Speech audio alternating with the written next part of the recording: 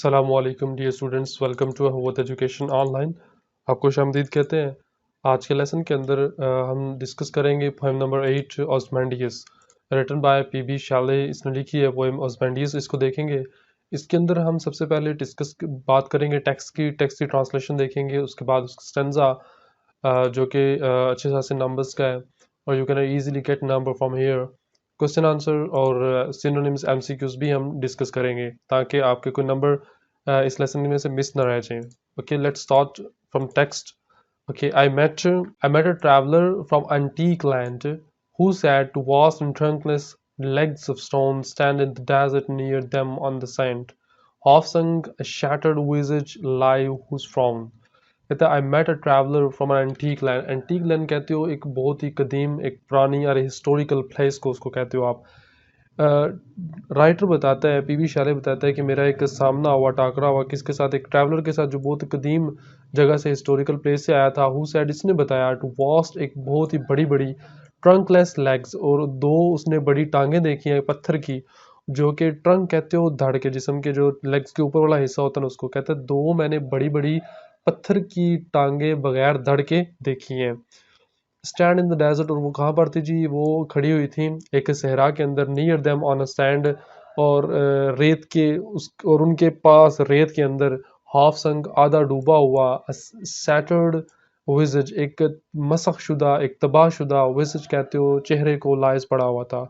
Whose frown, जिससे उसकी तेवरी जाहिर होती थी। यानी कि इस स्टेंजा के अंदर राइटर हमें एक स्टैचू के बारे में बता रहा है जी। इसने एक बड़ी, एक वीरान जगह पर एक स्टैचू देखा है, उसकी दो टांगे थी, उसके ऊपर धड़ नहीं था, और उसका चेहरा एक जमीन के ऊपर या सैंड के ऊपर, आधा जमीन के अंदर धंसा हुआ था, जिसके चेहरे से अभी भी तेवरी नजर आ रही थी, यानी कि गुस्से दिखाई दे रहा था।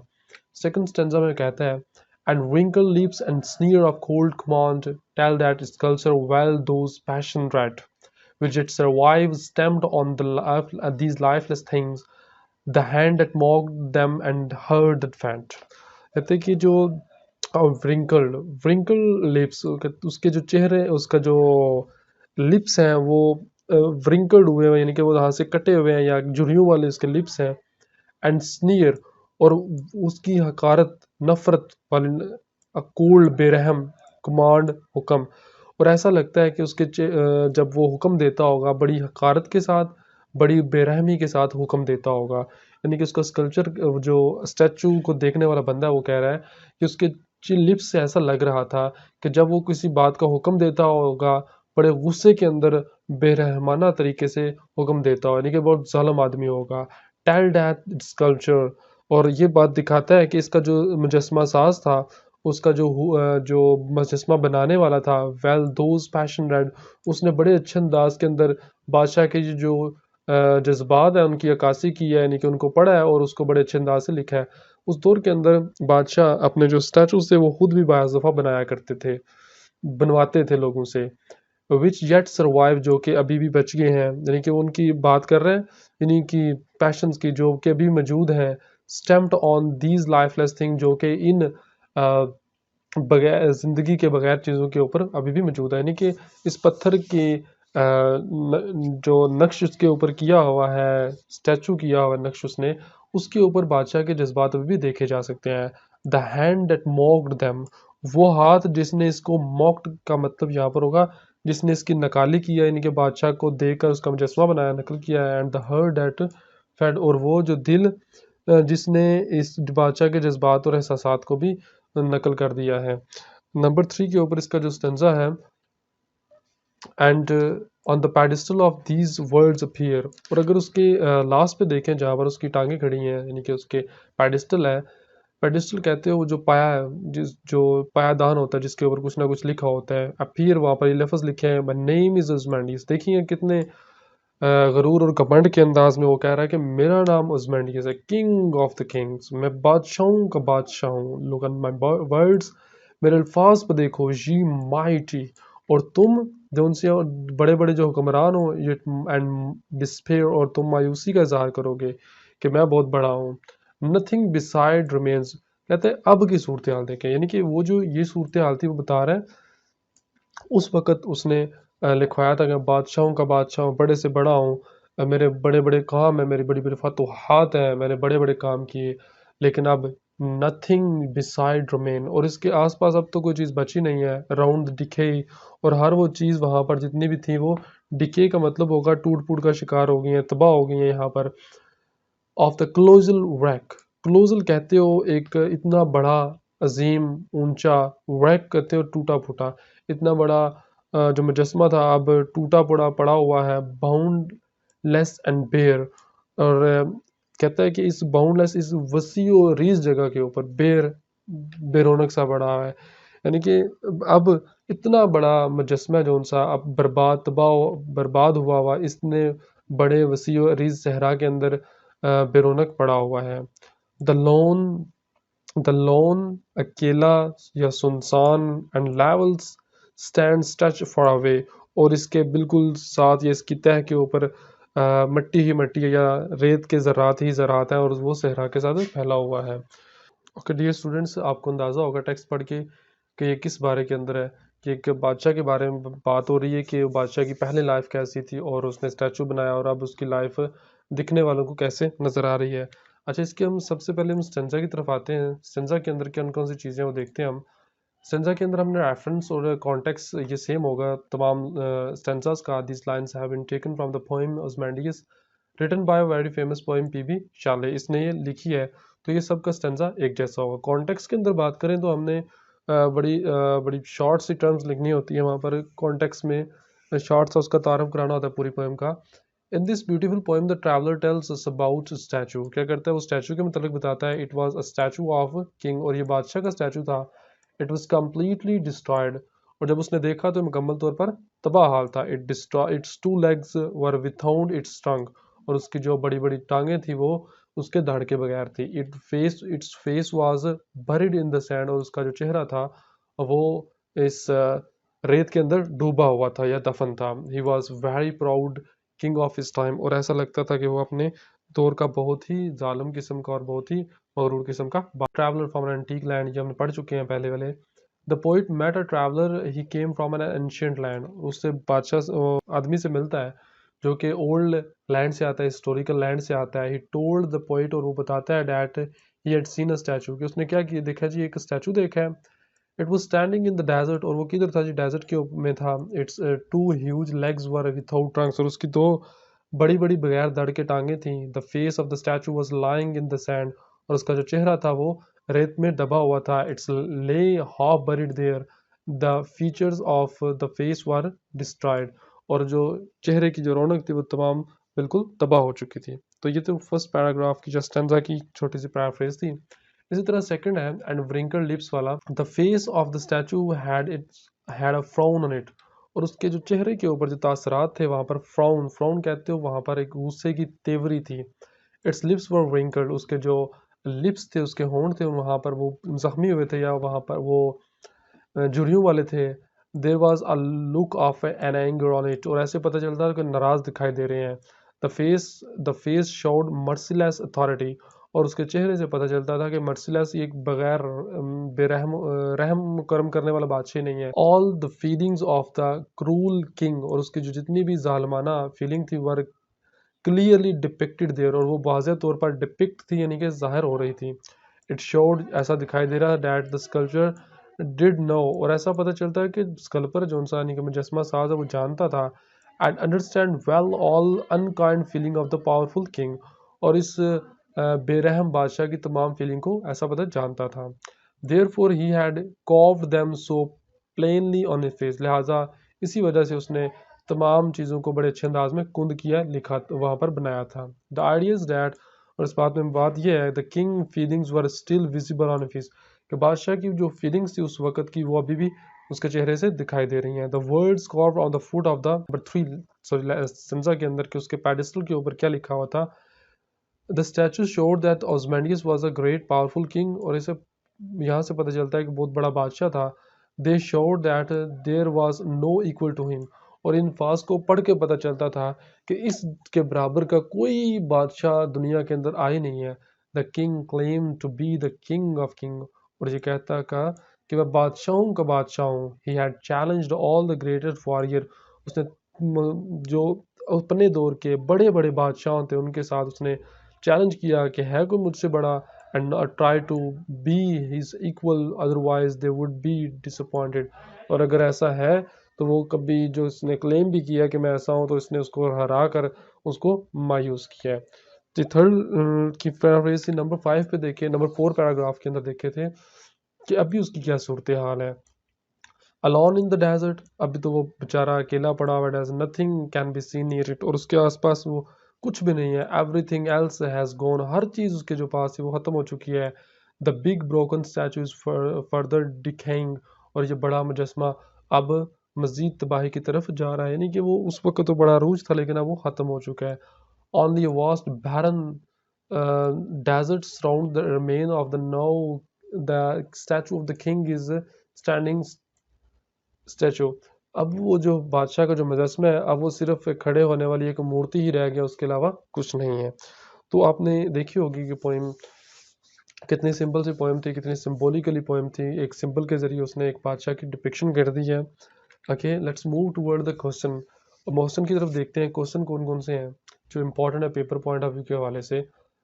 What kind of the king feeling did sorry what kind of feeling does the poet create in the mind of reader, reader को क्या फील होता है पढ़कर। The poet teach that nothing is immortal, कोई भी चीज़ लाफानी नहीं है। Everything vanishes in the crushing pressure of time, ये फ्रेज याद रखिएगा, आगे भी यूज़ होगी कि वक्त के साथ, हालात के साथ साथ वो हर चीज़ खत्म हो जाती है। Its teach that we should not proud of our deeds, कि हमें अपने कामों के ऊपर इतना फख्र भी नहीं करना चाहिए।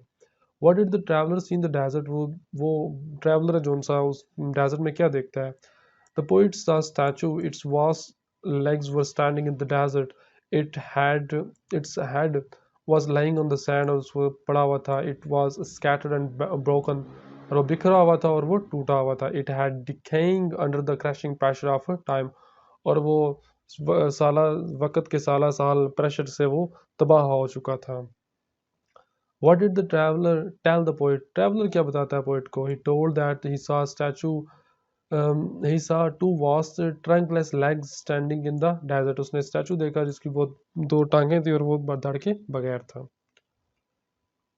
Question number 4, What did the traveler see in the desert? ये उसी के साथ जो अभी क्वेश्चन पढ़ा हमने, 3 उसी के साथ मैच करता है, दोनों एक ही हैं। What was the condition of statue? अभी जो स्टैचू की कंडीशन है वो क्या थी? It was a trunkless statue. It had decaying and ruined under the crushing pressure of time. Okay. Its head was lying half buried in the sand. डूबा हुआ था. It was shattered और वो तबाहशुदा था. What was written on the pedestal of the statue? उसके pedestal के ऊपर कौन से अल्फाज लिखे गए थे? It was written there, my name is Osmandius, king of the kings. Look on my works, and you might despair. और हर एक बंदा मायूस ही होगा, मेरे इतने बड़े बड़े काम है देख। Why does the traveler prize the sculpture? अच्छा, वो जो बादशाह है वो इसकी प्राइज क्यों करता है, उसकी तारीफ क्यों करता है? The sculpture has depicted the passion of the king on the statue. Face masterfully, यानी कि बड़े अच्छे तरह अंदाज के अंदर मास्टरफुली उसने स्टैचू के ऊपर बादशाह के जो तासरात है वो दिखाई दिए हैं। The Kings wrinkled lips and the sneer on his face showed the mastery of the sculpture, और यही वजह है, इसकी वजह से वो उसकी तारीफ करता है, यानी कि उसकी मास्टरी दिखाई देती है इस काम के ऊपर। स्टूडेंट्स, अगर हम एक एक्सरसाइज के अंदर बात करें तो सिनोनिम्स में है the poet met a traveller from antique old, yes, ये इसका सिनोनिम है। The shattered visage half sunk in the sand, shattered, तबाहशुदा, broken, yes. The shattered visage lay half sunk in the sand, visage, क्या चीज डूबी हुई थी रेत के अंदर? ह्यूमर, जंग, face. The shattered visage has a frown, Tewari कहते हो, गुस्से को कहते हो। Mouth, twink, forehead, तेवरी माथे के ऊपर होती है, forehead, okay. The shattered visage has a frown and wrinkled lips, यानी कि होंठ उसके थे जो उनसे वो जख्मी थे। Crimson, folded, बालमे, wounded, ये wounded आप इसको कह सकते हैं, यानी कि जख्मी हुए थे, wounded थे। There was a sneer of cold command on his visage. Sneer का पड़ा था हकारत। Trance, Joy, smile, mock, yes mock. इसका जो आंसर बनता है नंबर 6 का मॉक ही बनता है। The visit tell that the sculptor well those passion read, उसने अच्छी तरह पढ़े स्कल्पचर जो बनाने वाला था, यस कार्वर, यस बनाने वाला। The visits tell that sculpture well those passion red passion forces, changes, chills, emotions, yes. The feeling yet survives, जो भी बच गई हैं वो कौन कौन सी थी? Survives बचना, pass away, die, remains, yes. The passion on the visage yet survive in the hand mocked them. Mock का मतलब नकल करना, limited, loft, strings, tore. अच्छा यहाँ पर इसका मतलब थोड़ा सा चेंज हो जाएगा इसका सर्वाइव का, सॉरी मॉक्ड का इसका मतलब होगा लिमिटेड, लिमिटेड, यस इसका मतलब यहाँ पर यही बनता है, इसका जो राइट ऑप्शन बनेगा ना यही बनेगा। द पैशन स्टैम्प्ड, स्टैम्प्ड होता है किसी जगह प्रिंट होना किसी चीज का। Vanish, no. स्कैटर्ड, नहीं। Impress, yes. पेडिस्टल जो नीचे जगह होती है जिसपे लिखते हैं, नेक होती, check, cheek, forehead, base, base. Look on my वर्ल्ड, माइटी, ताकतवर, powerful, yes. Look on my वर्ल्ड, यू माइट डिस्पेयर, नाउमीद होना, परेशान होना। Hope, lose hope, be hopeful, be encourage, lose hope यानी कि उम्मीद छोड़ देगा। राउंड द डिके, डिके होता है खराब होना, खत्म हो जाना। Fresh, rotten, pure, clean, rotten. The round the decay that colossal wreck, colossal wreck that there is lying a desert. Colossal कहते हो ऐसी चीज जो कि बहुत बड़ी हो, little, tiny, huge. Round the decay the colossal wreck, wreck होता है तबाह होना, खत्म हो जाना। ब्यूटी, ग्रीनरी, रियोन, रियोन। बाउंडलेस का मतलब होता है एक ऐसी चीज जो कि वहां पर फैली हुई पड़ी हुई हो, उसको हम यहाँ पर बाउंडलेस उस सेंस के अंदर कहेंगे। Dim, limited, sparkling, limitless, yes limitless. Multiple choice question की तरफ देखें तो whom did the poet meet from the antique land, किसको मिलता है वो? फार्मर, ट्रैवलर, ट्रैवलर को।